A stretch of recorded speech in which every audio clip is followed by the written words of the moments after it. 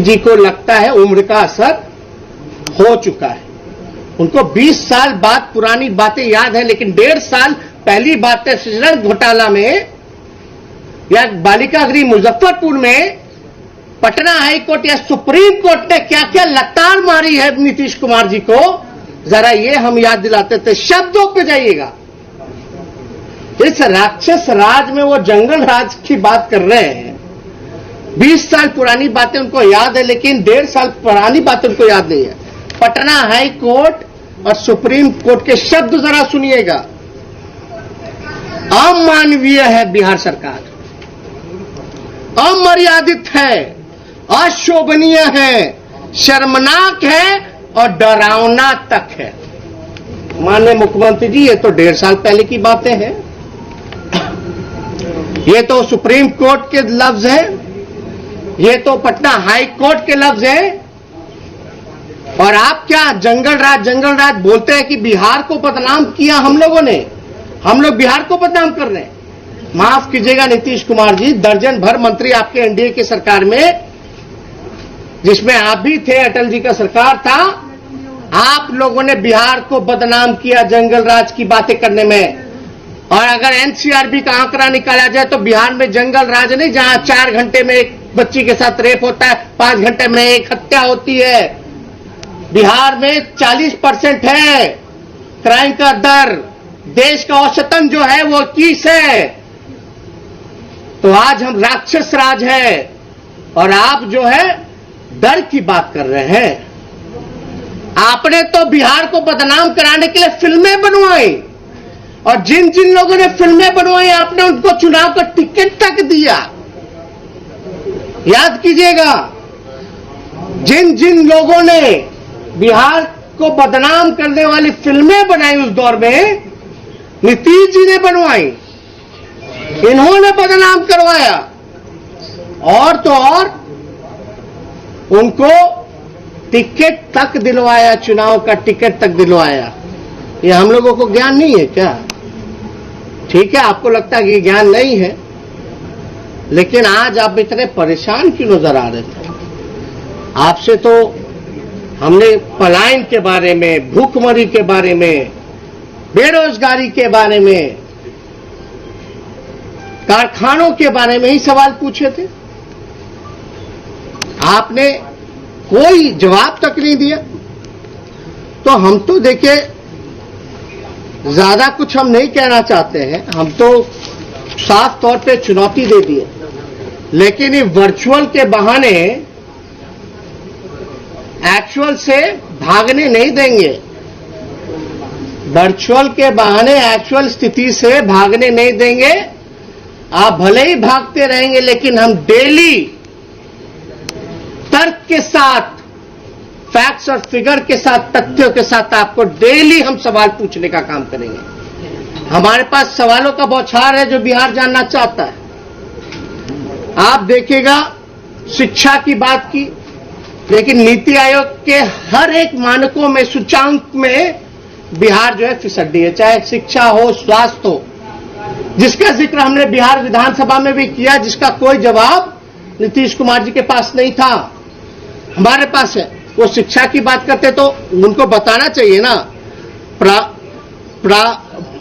प्रारंभिक और माध्यमिक विद्यालयों में, कक्षाओं में ड्रॉप आउट रेट क्यों अधिक है बिहार का? क्यों छोड़ करके चले जाते हैं बच्चे? बताइए।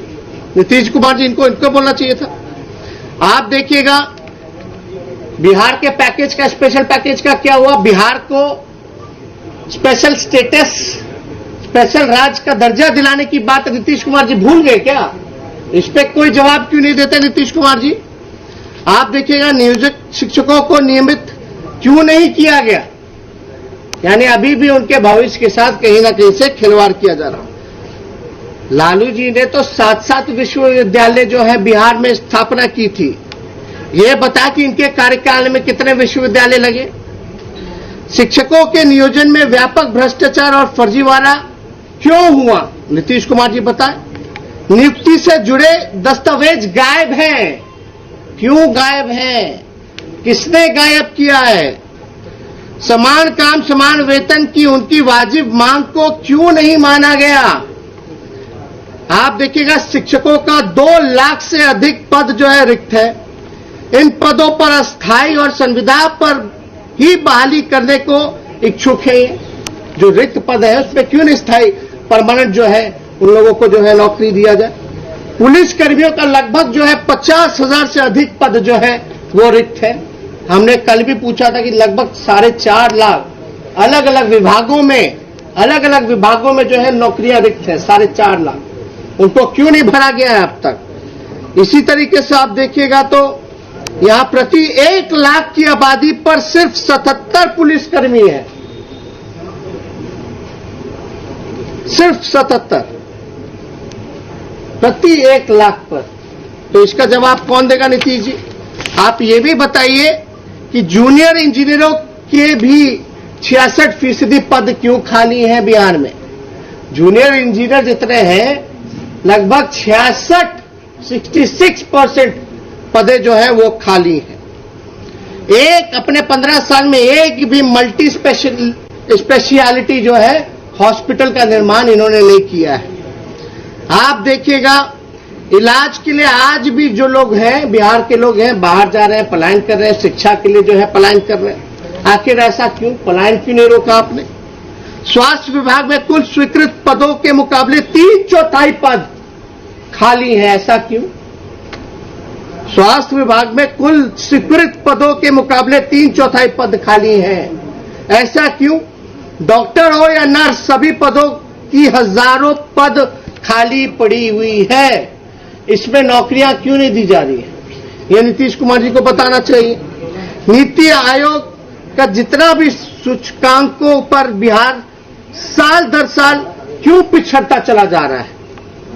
58 घोटाले हुए जिसमें कि 20,000 करोड़ का घोटाला हुआ, बिहार का पैसा डूबा। इस पे नीतीश कुमार जी क्यों नहीं कुछ बोलते? आज तक जांच क्यों नहीं हुआ? उन पैसों को बरामदगी करने के लिए इन्होंने क्या कार्रवाई की, क्या एक्शन किया? ये तो बिहार की जनता का पैसा था 20,000 करोड़। सृजन घोटाले में अपने ही पार्टी के नेताओं पर आपने क्यों कार्रवाई नहीं की? भ्रष्ट नौकरशाहों पर आपने क्यों नहीं कार्रवाई की? उल्टे आपने उनको जो है पुरस्कृत करने का काम किया। रिटायरमेंट होने के बाद भी जो है सेवा विस्तार आपने किया। आखिर ऐसा क्यों? 7 निश्चय योजना ये हमारी गठबंधन जो महागठबंधन था वही चल रहा है, लेकिन इसमें अगर देखिएगा जब इंप्लीमेंट होने लगा तो 7 निश्चय योजना में भ्रष्टाचार क्यों बढ़ा है? किसी भी पंचायत में इसका क्रियान्वयन सही ढंग से क्यों नहीं हो पाया है? मुजफ्फरपुर शेल्टर होम जैसे विभिन्न कांड में संलिप्त अपने नेताओं को क्यों बचा रहे हैं नीतीश कुमार जी? दलितों पर अत्याचार क्यों बढ़ा? एनसीआरबी के आंकड़ों के अनुसार